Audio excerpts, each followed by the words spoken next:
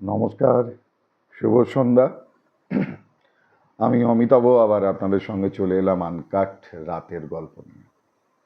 Uncut রাতের গল্প মানেই বেশ কিছু অজানা ঘটনাকে তুলে ধরা, আর সেই সঙ্গে সঙ্গে বেশ কিছু এমন মানুষ, যে মানুষগুলো আমাদের জীবনযাত্রায় হয়তো এই মুহূর্তে নেই, কিন্তু অবিস্মরণীয়ভাবে তারা তৈরি করে গেছেন একটা ইতিহাস।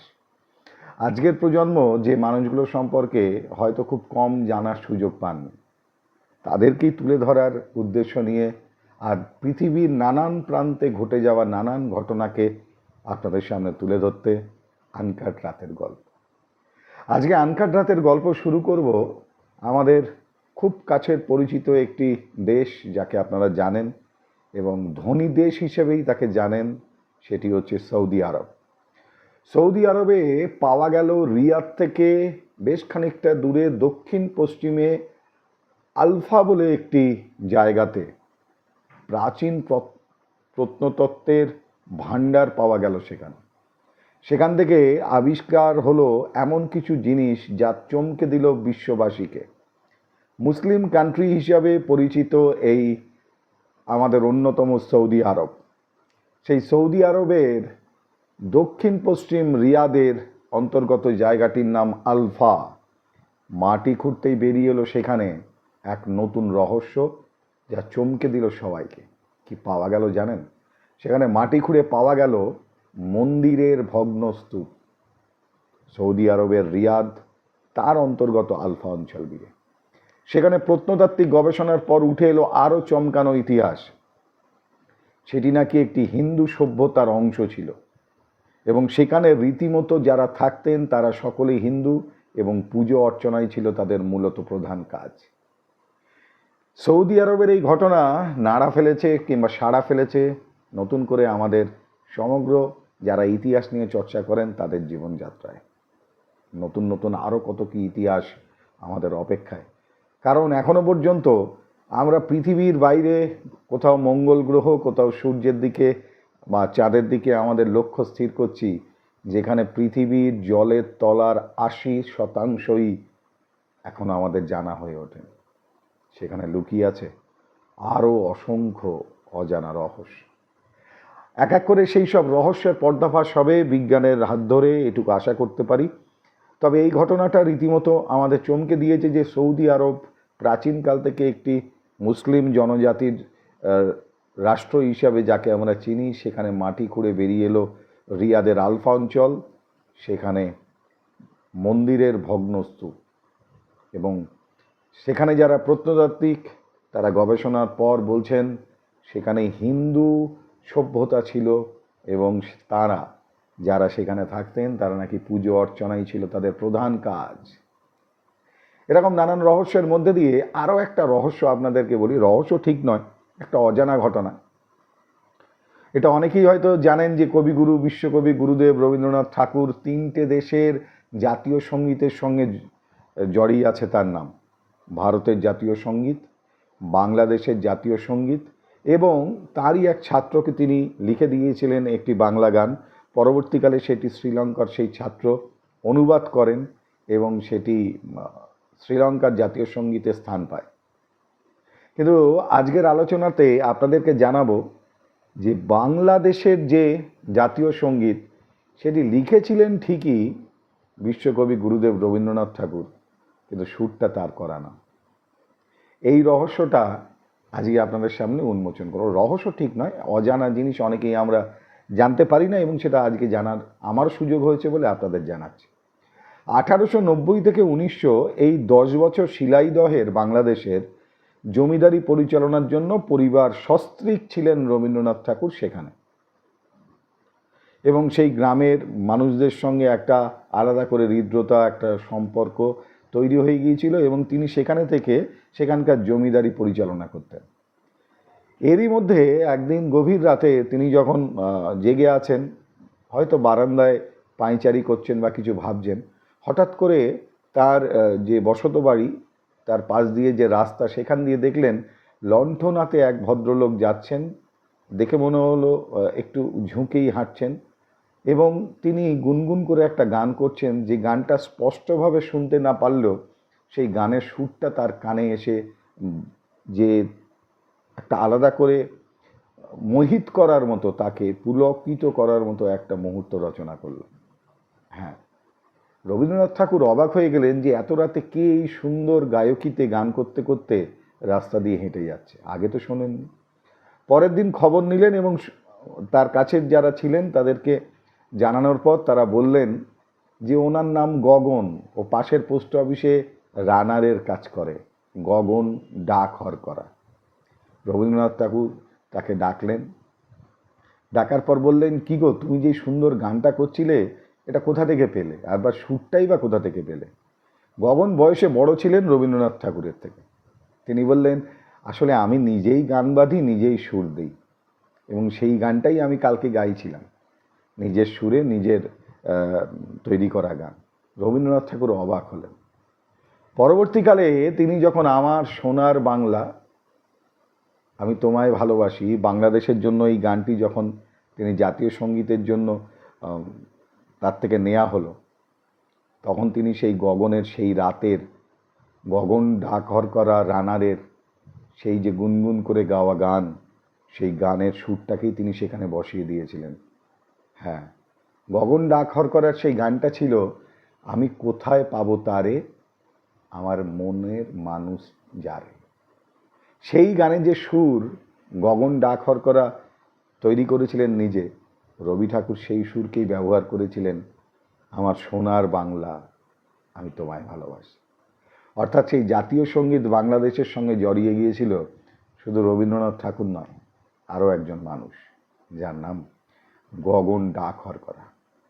অনেকে হয়তো এই বিষয়টা জানেন না, ঠিক যেমনভাবে আমরা জানি না যে কলকাতায় জন্ম নেওয়া একজন মানুষ, একজন বাঙালি, বম্বেতে রীতিমতোভাবে অন্যান্য অভিনেতাদের সামনে নিজের ছোট্ট ছোট্ট অভিনয়ের দক্ষতা দিয়ে তিনি আলাদা করে একটি জায়গা, সম্মান আদায় করে নিয়েছিলেন সেই সময়ের বম্বের তাবর তাবর পরিচালকদের কাছ থেকে। হ্যাঁ, অনেকে বলেন তিনি নাকি মদ্যপান করতেন না, কিন্তু তিনি নিজে বহু ইন্টারভিউতে বলেছেন যে শুধুমাত্র ইঁদুর, বিড়াল, কুকুরের জন্য তাকে মদ্যপান ধরতে হয়েছিল। এরকম আরও ঘটনা আছে। তাকে মাতালের চরিত্রে যারা দেখেছেন, অনবদ্য সেই অভিনেতা, মাতালের চরিত্র মানেই তিনি, তার বাদ দিয়ে কেউ ভাবতেই পারে না। আসলে সেই ভদ্রলোকের প্রথম মাতাল হওয়ার পেছনে ছিল এক পাঁপড়ওয়ালা, পাঁপড় বিক্রেতা।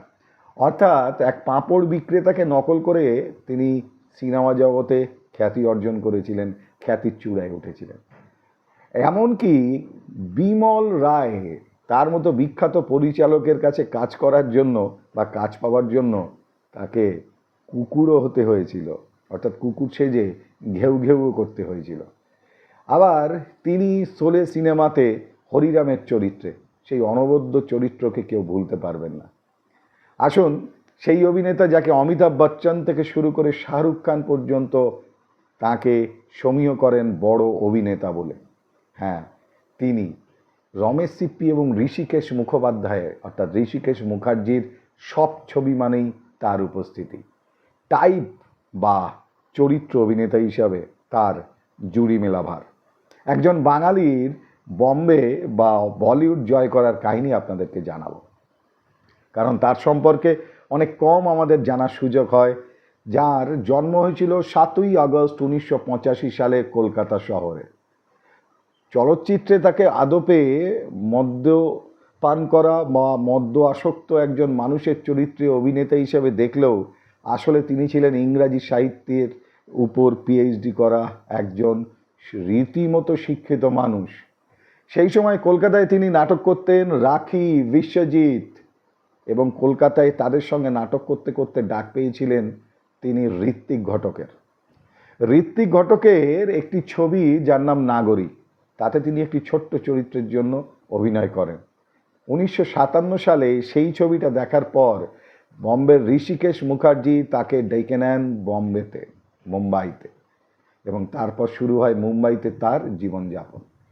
এবং তার কথা অনুযায়ী তিনি সেই সময় একটি সরকারি আবাসনে থাকতেন, এবং সেই আবাসনে যেখানে তিনি থাকতেন সেখানে প্রচুর ইঁদুর তার ঘরে ঢুকে যেত রাত্রে ঘুমের সময়, এবং কুকুর বিড়াল তো ছিলই। এই এদের অত্যাচারে তার ঘুম হতো না ঠিক মতো।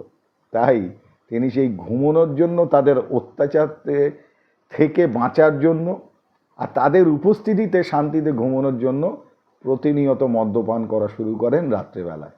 তাই যারা ভাবেন যে এই অভিনেতা মদ্যপান করতেন না, কিন্তু তিনি নিজে বলেছেন যে বাধ্য হয়েই তিনি মদ্যপান শুরু করেছিলেন এই ইঁদুর, কুকুর, বিড়ালের হাত থেকে মুক্তি পাওয়ার জন্য। যে ঘটনায় ছিলাম 1957-তে ঋষিকেশ মুখার্জির ডাকে গেলেন, তারপর তৈরি হলো হিন্দি সিনেমার জগতে সেই বাঙালি অভিনেতার জয় জয়কার।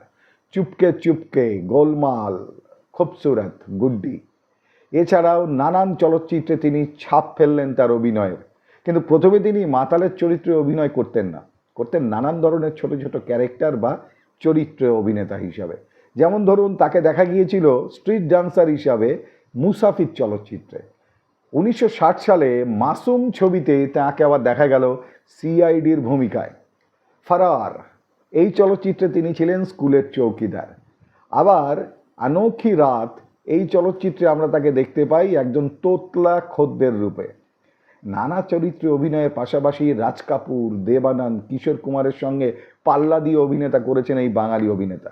হ্যাঁ, কিন্তু ঘটনাটা ঘটল যখন তিনি, এর ভাগে বলে রাখি, মাতালের চরিত্রের অভিনয়ে যাওয়ার আগে তিনি বিমল রায়ের ছবি করার জন্য একদিন তার কাছে গেলেন অডিশন দেবেন বলে। সবার শেষে বিমল রায় বললেন যে দেখো ভাই, আমার সব চরিত্র নেওয়া হয়ে গেছে, আমি আর জায়গা নেই বা আমি তোমাকে নিতে পারবো না। বলছে আপনাকে আমাকে চলচ্চিত্রে নিতেই হবে। বলছে শুধুমাত্র একটা কুকুরের চরিত্র বাকি আছে, যেটা কাস্টিং করা বাকি, একটা কুকুর দরকার আমার এই ছবিতে। বলছে আমি সেই কুকুরের চরিত্রেই অভিনয় করব বলে সেই বিমল রায়ের সামনে তিনি কুকুর সেজে ঘেউ ঘেউ করতে শুরু করলেন। তার এই অভিনয়ের প্রতি এতটা আত্মবলিদান দেখে, তার ভালোবাসা দেখে বিমল রায় তাকে হেসে বললেন তুমি আমার চলচ্চিত্রে অভিনয় করবে। এবং শুধু তাই নয়, পরপর একটানা বিমল রায়ের চলচ্চিত্রে তিনি জায়গা পেতে থাকলেন একজন দক্ষ অভিনেতা হিসাবে। এরপর আসি সেই ঘটনায়, মাতালের চরিত্রে বম্বেতে তিনি কি করে বলিউডের জগতে নিজের জায়গা বানালেন। সালটা 1970। ডক্টর অসিত সেন তিনি একটি ছবি তৈরি করছেন, ছবিটার নাম মা কি মমতা, এবং সেখানে একজন মাতালের চরিত্রের জন্য তিনি খুঁজছিলেন কমেডিয়ান অভিনেতা। অনেকের সঙ্গেই কথা হয়েছিল, কিন্তু তারা সময় দিতে পারেননি, জগদীপ বা আসরানি সম্ভবত হবেন। তো শেষে তিনি ডাকলেন এই বাঙালি অভিনেতাকে, যে কমেডিয়ান মাতালের চরিত্রে অভিনয় করতে হবে। এবার এই চরিত্রটা নিয়ে চিন্তায় পড়ে গেলেন সেই বাঙালি অভিনেতা। তার বাড়িতে সকালবেলায় তার পাড়াতে একজন পাঁপড় বিক্রেতা আসতো মাদকাসক্ত হয়ে, মানে নেশা করে, এবং সেই মাদকাসক্ত যেভাবে পাঁপড় বিক্রি করত সেই স্টাইলটা তার খুব মনে ধরেছিল।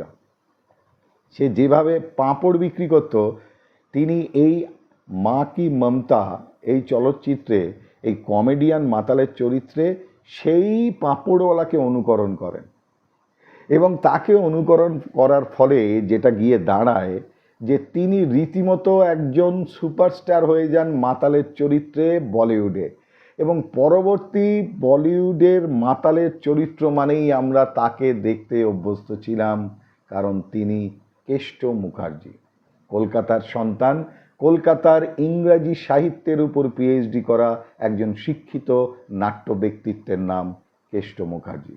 এবং তিনি মদ্যপান করতেন না বলে যে ভুল ধারণাটা অনেকের কাছে আছে, তিনি নিজেই ইন্টারভিউতে স্বীকার করেছিলেন ওই তিনি বম্বেতে যাওয়ার পর যে হস্টেলে বা সরকারি আবাসনে থাকতেন, সেটি এত নোংরা এবং এত অপরিচ্ছন্ন ছিল যে কুকুর, বিড়াল, ইঁদুর সব ঢুকে যেত, আর তাদের হাত থেকে শান্তিতে ঘুমানোর জন্য তিনি বেছে নিয়েছিলেন মদ্যপান। ছবিতে মদ্যপানের চরিত্রে অভিনয় করলেও ব্যক্তিগত জীবনে তিনি ছিলেন অত্যন্ত পরিবার কেন্দ্রিক একজন মানুষ। নিজের হাতে রান্না করে সন্তানদের খাওয়াতেও খুব ভালোবাসতেন। এবং তিনি এর পরবর্তীকালে আমরা তাকে নানান চরিত্রে চলচ্চিত্রে দেখি। আবার কোনো কথা না বলেও যে অভিনয় করা যায়, তিনি সেটা দেখিয়েছিলেন বোম্বে টু গোয়া চলচ্চিত্রে। হ্যাঁ, বোম্বে টু গোয়া চলচ্চিত্রে শুধুমাত্র তিনি একজন এক্সপ্রেশন দিয়ে অভিনয় করে একজন বাসের যাত্রী হিসাবে নজর কেড়েছিলেন। এছাড়া চাচা ভাতিজা মতো সিনেমাও আছে। এবং সেখানে আপনাদের জানিয়ে রাখি, বম্বের বিখ্যাত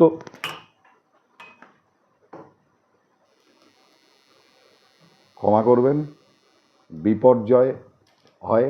বাইরে যখন ঝোড়ো হাওয়া বইছে, তো সেখানে একটু ছোট্টখাট্ট বিপর্যয় এখানেও ঘটে গেল। যাই হোক, তাতে আমরা বিচলিত হব না, কারণ দুর্ঘটনা ঘটতেই পারে। আসলে ফোনটা স্ট্যান্ড থেকে পড়ে গিয়েছিল, আশা করি এবার ঠিক আছে। যাই হোক, যে কথা বলছিলাম আপনাদের, যে তিনি যখন নানান চরিত্রে অভিনয় করছেন এবং সেখানে মনমোহন দেশাই 1977 সালে এই বরণীয় অভিনেতাকে শুধুমাত্র তার চলচ্চিত্রে নেননি, একটা অসাধারণ চরিত্রেও তাকে দিয়েছিলেন। এবং শুধু তাই নয়, সেই ছবিতে তাকে একটা সম্মান দিয়েছিলেন মনমোহন দেশাই। চাচা ভাতিজেতে একটা গান তৈরি করেছিলেন শুধুমাত্র কেষ্ট মুখার্জির জন্য। হ্যাঁ, এবং সেই গানটি আপনারা সবাই জানেন। সম্ভবত সেই গানটি শাদি বানানে কো চলা, শাদি বানানে কো কেষ্ট চলা। এই মানুষটিকে এইভাবে সম্মান দিয়েছিলেন ডক্টর মনমোহন দেশাই। চাচা ভাতিজের পর অসংখ্য ছবিতে অভিনয় করেছেন। বম্বেতে চলচ্চিত্রে তার একটা আলাদা জায়গা, কিন্তু তার ব্যক্তিগত জীবনটা কখনো সুখের ছিল না বলেই তার এক সহকর্মীকে তিনি বারবার দুঃখ করতেন। পারিবারিকভাবে স্ত্রীর সঙ্গে তার সম্পর্ক ভালো ছিল না। এই মানুষটি শোনা যায় যদিও, এবং এই মানুষটি 1980 সালে তার ছেলের মৃত্যুতে আরও ভেঙে পড়েন এবং তারপর আর বেশি দিন বাঁচেননি। 1982 সালে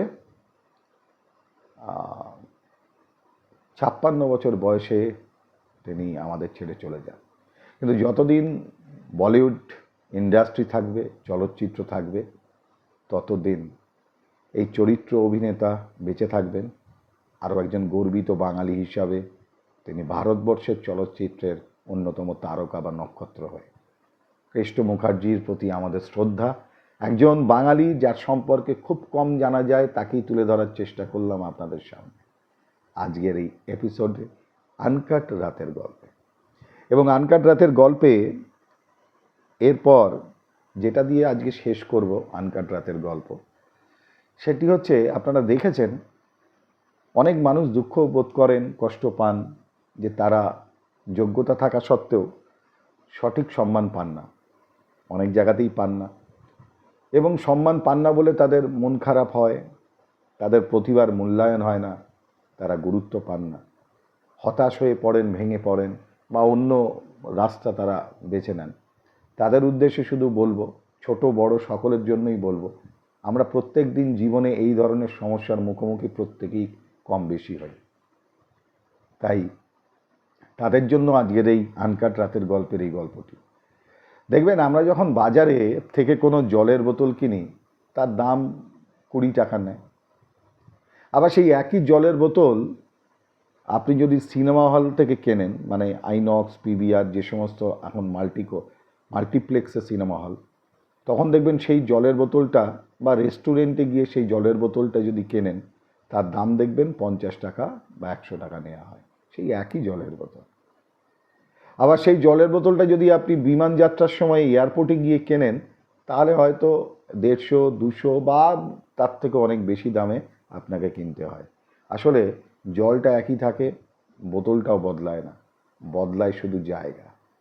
তাই যেখানে মনে হচ্ছে আপনি যোগ্য সম্মান পাচ্ছেন না, যোগ্য জায়গা পাচ্ছেন না, সেই জায়গাটা বদল করুন। কারণ আপনি যাদের সঙ্গে আছেন তারা আপনাকে মূল্যায়ন করতে অক্ষম, বা তারা ইনসিকিউরিটিতে ভোগে, তারা আপনাকে ভয় পায়, আপনার যোগ্যতাকে ভয় পায়। সেই জায়গাকে পরিত্যাগ করুন, ওটা আপনার জন্য উপযুক্ত জায়গা নয়। কারণ জায়গা বদলালে যেমন জিনিসের মূল্য বেড়ে যায়, তার গুরুত্ব বেড়ে যায়, ঠিক তেমনিভাবে জায়গা বদলালেও আপনার উন্নয়ন, আপনার যোগ্যতা অনুযায়ী যে সম্মান, যে জায়গাটায় আপনার পৌঁছানোর কথা, সেখানে আপনি নিশ্চয়ই পৌঁছাতে পারবেন। তাই জায়গা বদল করুন, তাদের সঙ্গে মিশুন যারা আপনার থেকেও সফল, কারণ তারা আপনাকে সবসময় ওপরের দিকে যাওয়ার জন্য অনুপ্রাণিত করবে, এবং তারা বড় বড় স্বপ্ন আপনাকে দেখতে সাহায্য করবে, যাতে আপনি দেখতে পারেন। কারণ তারা ইতিমধ্যেই তাদের জগতের দিকপাল। তাই সবসময় সেই পজিটিভ মানুষদের সঙ্গে বা ইতিবাচক মানুষদের সঙ্গে থাকুন। জলের বোতলের মতো যেখানে আপনার মূল্য নেই, সেখানে থাকবেন না। বোতল পরিবর্তন করার দরকার নেই, জলও ঠিক আছে, আসলটা পার্থক্য করে দেয় শুধুমাত্র জায়গা। তাই শিবরাত্রি জানানোর আগে বলবো, আপনার মূল্যায়ন হবে সঠিক জায়গাতে, তাই জায়গা পরিবর্তন করুন। আর ভালো থাকুন, সুস্থ থাকুন, সতর্ক থাকুন। অজানা আরও বেশ কিছু গল্প নিয়ে কিংবা পৃথিবীতে ঘটে চলা নানান ধরনের ঘটনা যা আমরা প্রতিনিয়ত জানতে পারি না, সেরকম কিছু নিয়ে আবার ফিরবো আনকাট রাতের গল্পে পরবর্তী এপিসোডে। ততক্ষণের জন্য শুভরাত্রি, ভালো থাকুন, সুস্থ থাকুন।